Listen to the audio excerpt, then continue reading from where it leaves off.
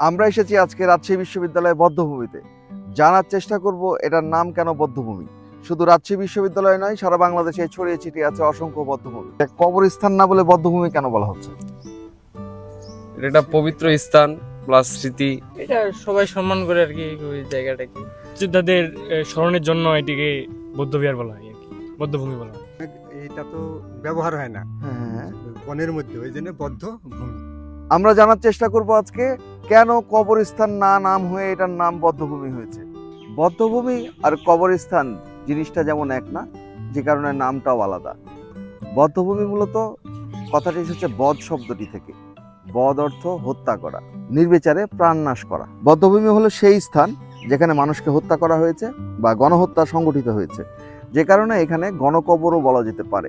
বাংলাদেশের ক্ষেত্রে 52, 69 কিংবা 71 সালের মুক্তিযুদ্ধের সময় পাকিস্তান বাহিনী ও তাদের সহযোগীরা বহু মানুষকে হত্যা করে বিভিন্ন স্থানে ফেলে রাখত।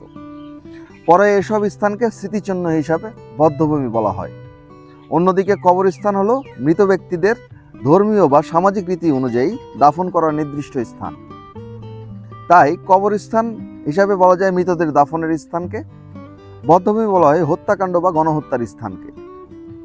মুক্তিযুদ্ধের স্মৃতি সংরক্ষণ এবং সেখানে সংগঠিত নৃশংসতার ইতিহাস তুলে ধরার জন্য এসব স্থানকে কবরস্থান না বলে বধ্যভূমি বলা হয় বা গণকবর বলা হয়।